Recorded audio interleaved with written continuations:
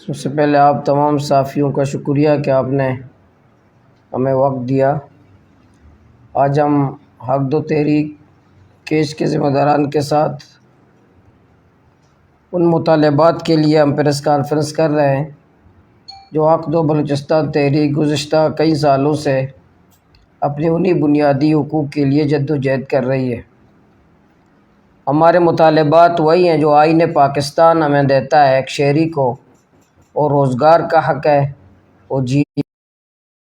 وہ عزت کا حق ہے، جان اور مال، عزت و آبرو کے تحفظ کا حق ہے۔ یہ وہی حقوق ہے جو آئین پاکستان اپنے کسی ایک شہری کو دیتا ہو۔ حق دو بلوچستان تحریک انہی حقوق کے لیے مسلسل جدوجہد کر رہی ہے۔ ہمارا طریقہ کار بھی، ہمارا ذریعہ معاش بہت بڑی تعداد بلا مبالغہ لاکھوں خاندان اس بارڈر کے کاروبار سے وابستہ ہے۔ نگران حکومت آنے کے بعد یہ نام نگران حکومت ہے کی آزادی ہے اور نہ اپنے رشتہ داروں سے ملنے کی آزادی ہے۔ اسی کے خلاف ہم جدوجہد کر رہے ہیں اور مطالبہ کر رہے ہیں۔ ہم بار بار اپنے کاروبار سے وابستہ ہیں، لیکن آپ کو پتہ ہے کہ ساحل بلوچستان پہ بھی ٹالر مافیا کا یلغار ہے۔ ٹالر مافیا حملہ ور ہے، ماہی گیروں پہ حملہ بھی کر رہے ہیں، گالیاں بھی دے رہے ہیں۔ تو ہم مسلسل اس پر احتجاج کر رہے ہیں، لیکن وفاقی حکومت بھی ناکام ہے، صوبائی حکومت بھی ناکام ہے، وفاقی ادارے بھی ناکام ہیں، صوبائی ادارے بھی ناکام ہیں۔ ماہی گیروں کے جالوں کو نقصان پہنچایا، کشتیوں کو نقصان پہنچایا، ماہی گیروں کو مار رہے ہیں، لیکن کوئی سنجیدہ نہیں ہے، نہ حکومت، نہ وفاقی، نہ صوبائی حکومت کوئی سنجیدہ نہیں ہے۔ اسی طرح جو لاپتہ افراد کا ایشو پورے بلوچستان کا ایک سنگین ایشو ہے، بہت حساس ایشو ہے۔ یہ ریاست کے لیے بہت نقصان دہ ہے۔ کسی کے نوجوان کو آپ اگر کوئی لاپتہ کرتا ہے تو حقیقتاً ریاست کو کمزور کر رہا ہوتا ہے اور ریاست کو مضبوط نہیں کر رہا ہوتا۔ جس خاندان کا کوئی نوجوان لاپتہ ہوتا ہے اس کے دلوں کے اندر ہم نفرت ڈال رہے ہوتے ہیں، ریاستی ادارے لوگوں کے دلوں میں نفرت ڈال رہے ہوتے ہیں، خاندانوں میں نفرت ڈال رہے ہوتے ہیں۔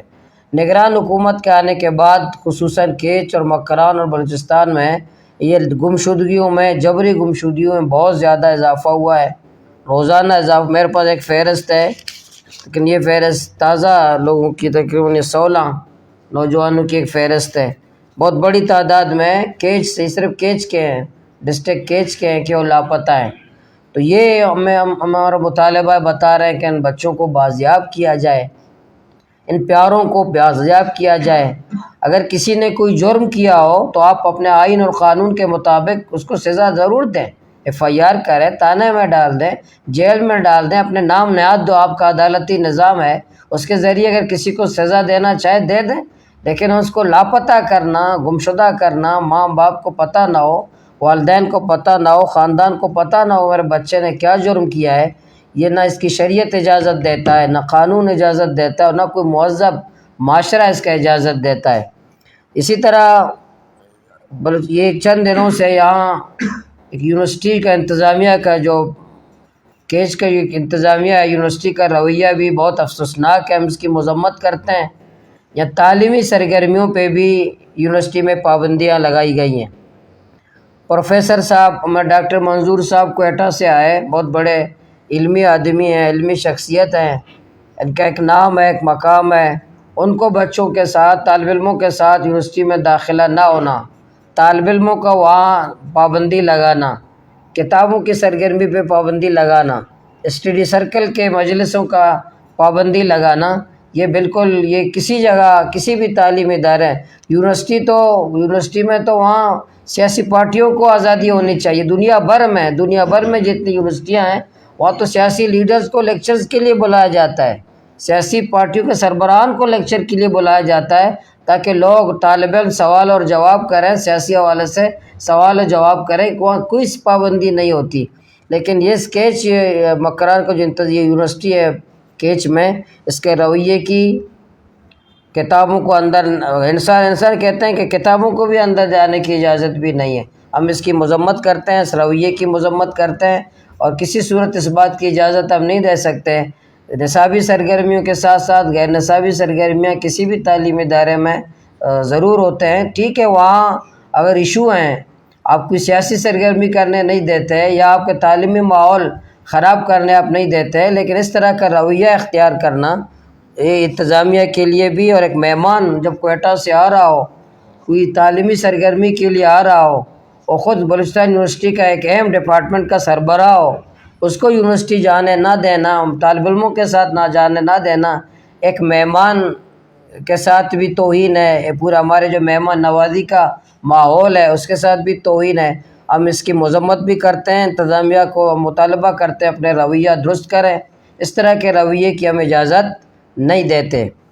اسی طرح جو چیک پوسٹیں ہماری ہیں، چیک پوسٹوں کے خلاف جو غیر ضروری چیک پوسٹیں ہیں اس کے خلاف بھی ایک ہماری جدوجہد ہے۔ ہمارے آج بھی ناصر آباد میں ہمارے ایک ٹیچر کے گھر پہ ایف سی کا چیک پوسٹ ہے، آج بھی ہمارے گھروں کے اوپر بلیدہ و زامران میں بھی ہمارے گھروں پہ ایف سی کی چیک پوسٹیں موجود ہیں۔ آج بھی بہت سارے جگہ مکران میں، اسکولوں کے اوپر، ہمارے ہاسپٹل کے اوپر، یہ پہاڑی کے اوپر دامن میں ہمارے گھر ہیں، آج بھی چیک پوسٹیں موجود ہیں۔ پھر یہ سلسلہ نگران حکومت آنے کے بعد یہ کہاں سے آ رہے ہو کہاں جا رہے ہو کا سلسلہ پھر شروع ہو چکا ہے، پھر رویوں میں فورسز کی تبدیلی آئی ہے۔ اس لیے ہمارا مطالبہ ہے کہ چیک پوسٹوں کا، غیر ضروری چیک پوسٹوں کا خاتمہ کیا جائے۔ جتنے چیک پوسٹ ہمارے گھروں کے اوپر ہیں، گھروں کو خالی کیا جائے، ہاسپٹل کو خالی کیا جائے، تعلیم اداروں کو خالی کیا جائے۔ اسی طرح منشیات کے اڈے مکران میں بے تحاشا منشیات دن کی روشنی میں بک رہا ہے۔ ایپیکس کمیٹی کا اجلاس ہوتا ہے کوئٹہ میں، اس میں اسلام آباد اور پنڈی کے بڑے بڑے حکام، اصلی حکمران اور نقلی حکمران کوئٹہ میں بیٹھ کر فیصلہ کرتے ہیں، لیکن منشیات کا ذکر نہیں ہے، بارڈر مافیا کا ذکر نہیں ہے، ٹرالر مافیا کا ذکر نہیں ہے، لینڈ مافیا کا ذکر نہیں ہے۔ تو کیا ذکر ہے کہ کاروبار نہیں کرنے دینا ہے، عام لوگوں کو، غریبوں کو کام نہیں کرنے دینا ہے، روزگار پہ پابندی لگانا ہے۔ ان ایپس کمیٹی کا صرف یہی ہو، انہوں نے فیصلہ کیا ہماری عزت، ہماری جان، ہماری مال، جینے کا حق نہیں دو، روزگار کا حق نہیں دو، سفر کرنے کی آزادی نہ دو، ہماری عزتیں پامال ہے، ماں باپ کو گالیاں ہماری پڑ رہی ہیں، لیکن اس حوالے سے ایپس کمیٹی میں کچھ بھی تذکرہ نہیں ہوتا۔ بدقسمتی سے آج چیف جسٹس کا تعلق بھی بلوچستان سے ہے، وزیر اعظم کا تعلق بھی بلوچستان سے ہے، وفاقی وزیر داخلہ کا تعلق بھی بلوچستان سے ہے، چیئرمین سینٹ کا تعلق بھی بلوچستان سے ہے، 4 بڑے بڑے عہدے بلوچستان کے ہیں، لیکن پھر بھی بارڈر کے کاروبار پہ پابندی ہے، ساحل سمندر میں ڈاکو تاراج کر رہے ہیں، نہ ہمیں جینے کا حق ہے، نہ سفر کرنے کی آزادی ہے۔ یہ ہمارے مطالبات ہیں جو عقد و تحریک مسلسل کئی سالوں سے آزمائشوں کے باوجود، قید و بند کے باوجود، FIRs کے باوجود بھی جد و جہد کر رہی ہے۔ اسی سلسلے میں انشاءاللہ کل ہم گوادر میں احتجاجی جلسہ کر رہے ہیں، اور انشاءاللہ 25 نومبر کو ہم کیچ میں بہت بڑا انشاءاللہ احتجاجی جلسہ کریں گے اپنے مطالبات کے لیے۔ اسی طرح پنجگور اور دوسرے علاقے میں اپنے مطالبات کے لیے ہم پرامن جمہوری انداز میں جد و جہد کریں گے۔ آخری بات یہ ہے کہ انشاءاللہ ابھی الیکشن کا میدان سجنے والا ہے، شمولیتوں کا سلسلہ ماشاءاللہ شروع ہو چکا ہے، اتنے لوگ نہیں ہیں جتنے شمولیتیں کر رہے ہیں، باہر سے لوگوں کو، پرانے کھلاڑیوں کو جھنڈے پہنا کر کے شمولیتیں پارٹی کرا رہے ہیں۔ انشاءاللہ ہم عوام کے سامنے اپنا منشور بھی لائیں گے، اپنی وہ جد و جہد کا ریکارڈ بھی لائیں گے، اور قربانیاں بھی لائیں گے۔ 13 نمائندے یہاں تھے مکران میں، 13 نمائندے، MNA، MPA، سینیٹرز، 13 نمائندے تھے یہاں مکران میں، پھر بھی ہم خوار اور ذلیل تھے، بارڈر پہ پابندیاں تھیں، تو عوام کے سامنے انشاءاللہ عقد و بلوچستان تحریک آنے والے الیکشن میں پورے مکران سے ہم اپنا امیدوار کھڑا کریں گے، متبادل قیادت کے طور پر عوام کے سامنے آئیں گے، عوام سے مطالبہ کریں گے، جو پرانے چہرے ہیں، پرانی پارٹیاں ہیں، ان سے جان چھڑانے کے لیے عقد و تحریک کا ساتھ دیں۔ انشاءاللہ ہم آپ کے مشکلات کو حل بھی کریں گے، آپ کے مشکلات کو کم بھی کریں گے۔ انشاءاللہ آنے والے انتخابات میں عقد و بلوچستان تحریک میدان کسی کے لیے خالی نہیں چھوڑے گا، گوادر سے لے کر پنجگور تک ہم ہر سیٹ پر اپنا امیدوار انشاءاللہ کھڑا کریں گے۔